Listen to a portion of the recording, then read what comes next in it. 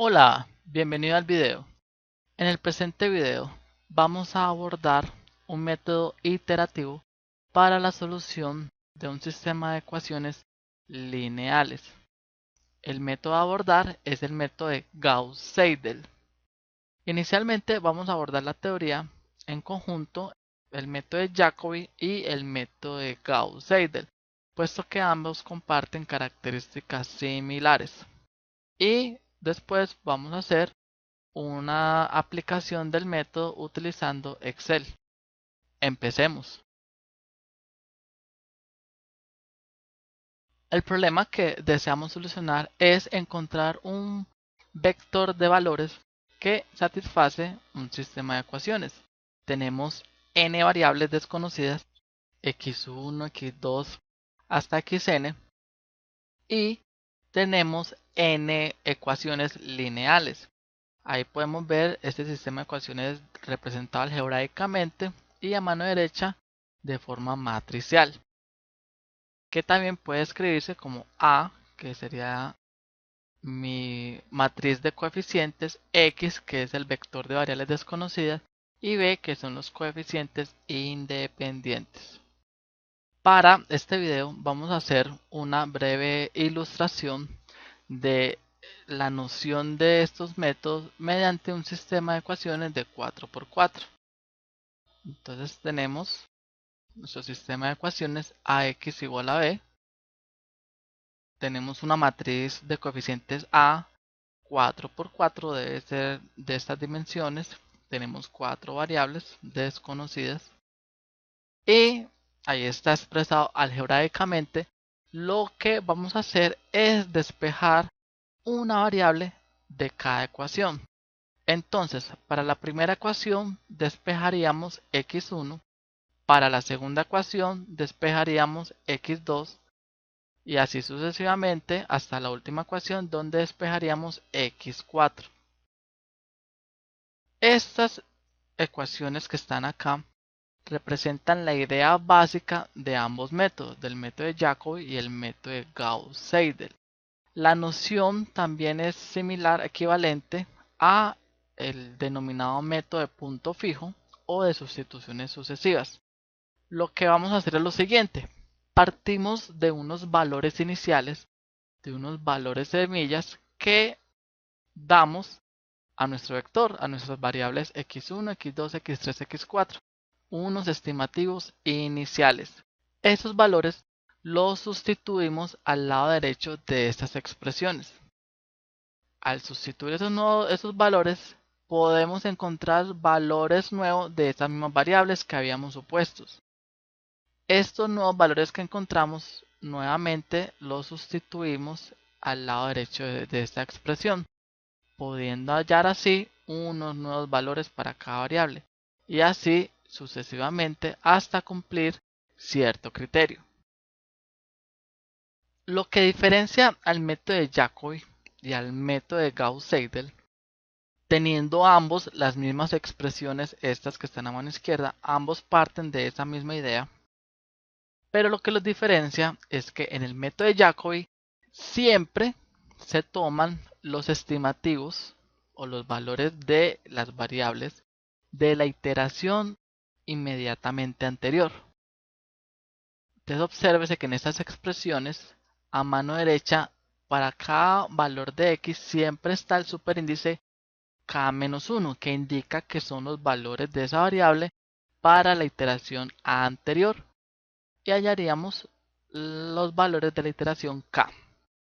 El método de Gauss-Seidel propone que a medida que en la iteración k se van encontrando valores, se utilicen para encontrar la variable siguiente. Para la variable x1, para la primera variable, las expresiones de ambos métodos son exactamente iguales. Pero a partir de la segunda variable ya empieza a verse la diferencia. Obsérvese que para la Jacobi aquí se utiliza el valor de x1 de la iteración anterior, pero para el método de Gauss-Seidel ya no se utiliza el de la iteración anterior, sino que se utiliza el que se acabó de calcular para la iteración actual. Obviamente x3 sí tiene que seguir siendo el de la iteración anterior, puesto que aún para esta iteración no se ha calculado. Cuando voy a evaluar x3 para el método de Gauss-Seidel, utilizo el valor de x1 recién calculado, el valor de x2 recién calculado. Y aquí está la mayor diferencia en la última variable, puesto que el método de Jacobi en la última variable utiliza todavía los valores de la iteración anterior, pero para el método de Gauss-Seidel ya utilizaría todos los valores del resto de variables de la iteración actual. Lamento que acá esté un poco, está cortada la expresión, pero espero que pueda deducirla a partir de la explicación que se está presentando. Acá también está cortada, pequeño problema acá de edición. Esos cálculos iterativos que se acabaron de describir se realizan hasta cumplir cierto criterio. Hay dos criterios habituales. Este primer criterio lo que hace es evaluar ese cambio proporcional que tiene cada una de las variables de una iteración a otra. Entonces lo que hace es que cuando todas las variables de una iteración a otra ya no estén cambiando significativamente, es decir, sean menores a una tolerancia, un valor pequeño, cuando cada uno de esos valores cumpla ese criterio, el método se detiene. Aquí hago una observación, y es que lo que estaba hablando ahí es que los valores no estén cambiando, pero esto no siempre indica que estemos en una respuesta suficientemente cercana. También podría indicar que de cierta forma el método se ha estancado en unos valores. El segundo criterio, que es más habitual, es a partir de un vector que se llama vector residuo, que está definido como ax menos b. Si estuviéramos en la solución exacta, entonces observe que r, el vector residuo, se convertiría en el vector nulo si estamos en la solución exacta analítica. Para otros casos, r pues va a ser diferente de 0, pero si me encuentro suficientemente cerca de la respuesta, cada uno de los componentes de r de ese vector residuo va a ser pequeño y por tanto su magnitud va a ser pequeña. Entonces, con un único valor, que sería la magnitud de ese vector residuo, comparado con una tolerancia, puedo establecer que he llegado a la respuesta numérica. Este criterio es mucho más asertivo o mucho más indicado para evidenciar que estamos cerca a la respuesta analítica, puesto que entre más cercano estés a 0 esta magnitud, más cerca me encuentro a esa solución que estoy buscando. Y algo adicional respecto a estos dos métodos es que se garantiza convergencia de ambos métodos cuando se cumple que la matriz A de coeficientes es estrictamente diagonal dominante por filas. Ahí está matemáticamente expresada esta condición, pero ya vamos a ver una pequeña ilustración. Y acá hago la observación de que la matriz de coeficientes independientes B realmente no está involucrada en este criterio. Vamos a ver este criterio en qué consiste. Lo que vamos a hacer con estos dos ejemplos es evaluar si el valor absoluto del elemento de la diagonal para cada fila es mayor que la suma de los valores absolutos del resto de los elementos. Por ejemplo, el valor absoluto acá del elemento de la diagonal es 8 y la suma de los valores absolutos del resto de elementos sería 2 más 3 más 1, 6, y en este caso sí cumple la condición puesto que 8 es mayor que 6. Segunda fila, el valor absoluto del elemento de la diagonal es 5 y la suma de los valores absolutos del resto de elementos sería de esa fila sería 1 más 2 más 1 daría 4. 5 es mayor a esa suma, por lo tanto la segunda fila cumple la condición. En la tercera fila 6 es mayor a 2 y en la cuarta fila 7 es mayor a 6. Deben cumplir todas las filas. Como todas las filas cumplieron la condición, esta matriz es diagonalmente dominante. La segunda matriz, 9 es mayor que 2 más 1 más 3 es mayor que 6. Pero si vamos a la fila 3, observamos que el valor absoluto de menos 3 es 3 y la suma de valores absolutos del resto de elementos de esa fila es 1 más 2 más 3, daría 6. Entonces esta fila no cumple esa condición. Si una fila no cumple la condición, ya la matriz no es diagonalmente dominante. Y finalmente una última observación, y es que algunos sistemas que no son diagonalmente dominantes pueden, mediante operaciones de filas, convertirse en un sistema diagonalmente dominante. Por ejemplo, tengo ese sistema de ecuaciones acá. Si observamos, recuerden que solo evaluamos la matriz A. Si observamos aquí, 1 no es mayor que 9, 3 no es mayor que 8 y 1 no es mayor a 5. Ninguna de las filas cumple el criterio de convergencia. Pero si tomamos cada fila y la reorganizamos de la siguiente forma, mire que reorganizamos la fila, con este cambio, este sistema ya sería diagonalmente dominante. 6 es mayor a 5, 4 mayor a 2 y 6 es mayor a 4. Entonces podríamos resolver este sistema por cualquiera de los dos métodos y se va a garantizar que van a llegar a la respuesta. Si desea, trate de resolver esta primera expresión, este primer sistema de ecuaciones y se da cuenta que no se llega, no hay convergencia. Pero hago la observación, cuando no se cumple que sea diagonalmente dominante, no quiere decir que los métodos vayan a fallar. No necesariamente. Puede que sí, puede que no. Pero cuando sí es diagonalmente dominante, se garantiza que sí va a llegar a la respuesta. Sí va a, iteración a iteración, acercarse a la respuesta. Vamos entonces, para esta ilustración, a resolver en Excel el sistema de ecuaciones que sí es diagonalmente dominante. Entonces vamos a abrir un archivo Excel donde vamos a trabajar. Entonces acá tenemos el archivo Excel, vamos a pasar la información que necesitamos.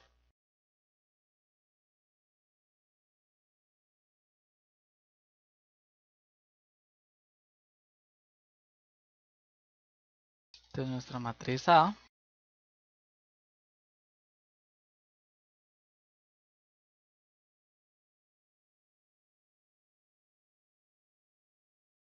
este es nuestro vector B. Aquí podemos escribir un contador de iteraciones, siempre es pertinente. Aquí va a haber nuestro vector X. Vamos a evaluar nuestro vector residuo R.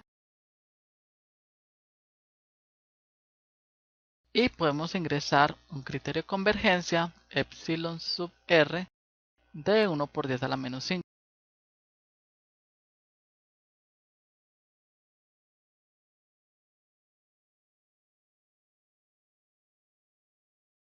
Nuestro vector de variables desconocidas es un vector columna de 3 elementos.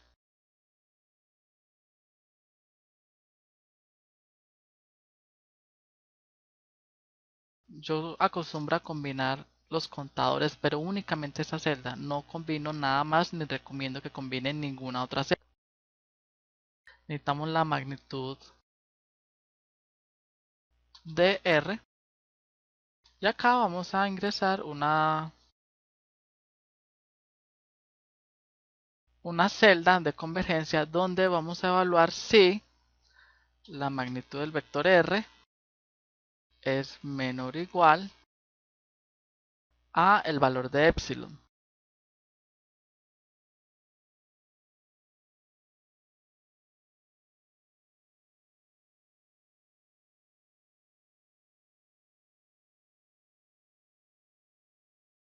Entonces vamos a usar unos valores iniciales, puede ser 1, 2 y 3.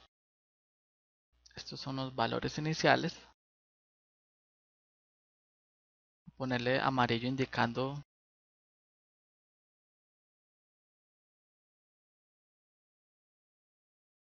indicando que es un valor inicial. Entonces esto es amarillo, valores iniciales. El vector residuo sería entonces un vector, recuerden que es ax menos b. Para encontrarlo necesitamos utilizar operaciones matriciales, por tanto debemos seguir los 3 pasos para realizar operaciones matriciales en Excel. El primer paso es seleccionar el rango donde va a ir el resultado de la operación matricial. El segundo paso es ingresar la operación matricial, que en este caso es una multiplicación de A por B. Para hacer multiplicaciones matriciales en Excel usamos la función mmult. El primer argumento sería A. El segundo argumento sería nuestro vector X de valores opuestos. Esta es nuestra multiplicación y la vamos a restar este vector de coeficientes independientes B. Esta expresión voy a rellenarla hacia abajo para la siguiente iteración, pero necesito que quede fijo la matriz A y el vector B, por lo tanto utilizo referencia absoluta sobre ellos. El segundo paso para operaciones matriciales lo acabo de hacer y es ingresar la operación matricial. Tercer y último paso de operaciones matriciales es presionar la secuencia de teclas Control Shift Enter. Aquí está. Para hallar una magnitud usando funciones en Excel, se realiza encontrando la raíz cuadrada de la suma cuadrados de los elementos de mi vector. Ahí está. Y acá voy a evaluar la condición si la magnitud de mi vector residuo es menor o igual a este valor de epsilon, a esta tolerancia. Voy a fijar la referencia de esa tolerancia usando el signo pesos, los signos pesos. En este momento es falso. Para la siguiente iteración,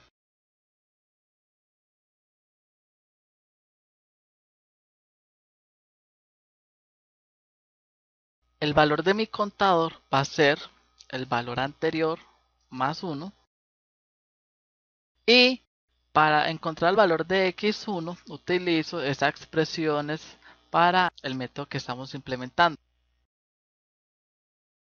Estas son las expresiones. Esta es para la ilustración de un sistema 4x4, pero podemos utilizarlo como guía para un sistema de 3x3. Entonces, el primer valor de x, recuerden que sale un despeje, sería B1. Voy a fijarlo porque ahora que haga el autorrelleno deseo que esta referencia no se mueva.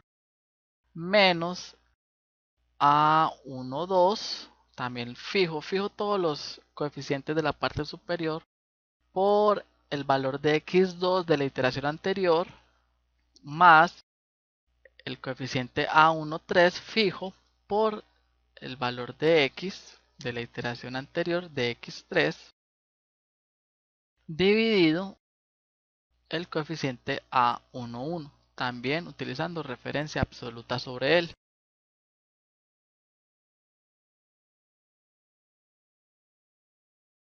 Para el siguiente valor de x, que es x2, vamos a hacer algo similar.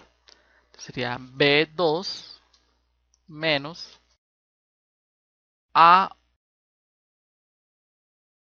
A12, lo fijo, referencia absoluta, por entonces, como ya tengo en esta iteración un valor nuevo de x1, en vez de utilizar el valor de la iteración anterior, utilizo el valor de la iteración actual. Recuerden que esa es la diferencia principal entre el método de Jacobi y el método de Gauss-Seidel que estamos implementando en este momento, más el coeficiente de x3 para esta ecuación multiplicado por el valor de x3. Como en la iteración actual no tenemos un valor de x3, utilizamos el de la iteración anterior. Y todo esto dividido por el coeficiente de x2 usando referencia absoluta. Y para el último término, entonces hago algo similar. Sería entonces B3 menos A31 multiplicado por el valor de x1 de la iteración actual, más A32 multiplicado por el valor de x2 de la iteración actual, que ya lo tengo. Recuerden que con Jacobi sería siempre los valores de la iteración anterior, pero en este caso para Gauss-Seidel son los valores de la iteración actual. Todo esto dividido por el coeficiente de x3 para esta ecuación. Y utilizo referencia absoluta sobre todos los coeficientes de la parte superior y del vector b. Aquí ya tengo planteado el método que estoy implementando. Sencillamente hago autorrelleno de estos cálculos, de estas funciones, y tomo la iteración 1 y relleno hasta que se cumpla mi criterio de convergencia.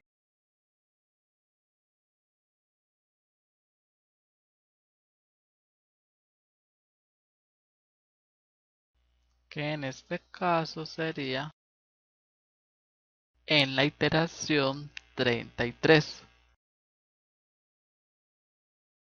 Los valores de x que satisfacen el criterio de convergencia serían estos últimos de acá.